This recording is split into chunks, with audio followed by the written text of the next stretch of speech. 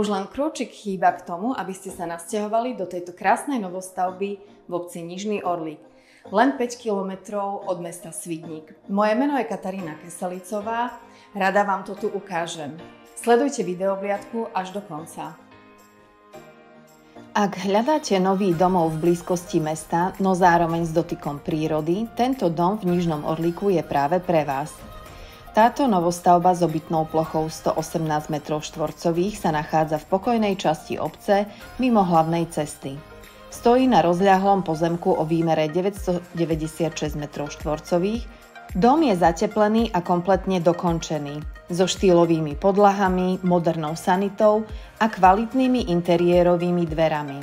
Stačí ho už len zariadiť nábytkom a kuchynskou linkou podľa vlastného vkusu.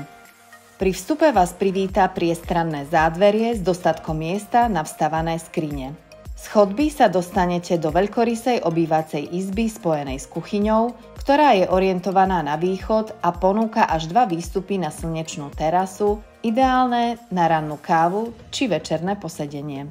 V tesnej blízkosti kuchyne sa nachádza technická miestnosť s ovládaním podlahového kúrenia. Zo spoločnej chodby sa plynulo dostanete do samostatného WC.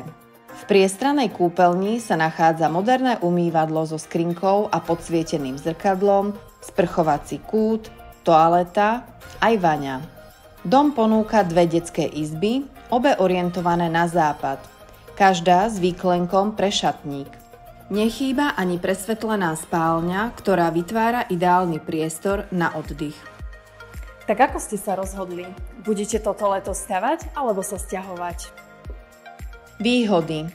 Novostavba s dokončeným interiérom, ihneď k nasťahovaniu, len 5 minút od Svidníka, krásne výhľady a pokojné prostredie, slnečná terasa priamo z obývačky, tiché a bezpečné prostredie. Tento dom nie je len stavba. Je to priestor pre nové začiatky, rodinné chvíle a život v súlade s prírodou.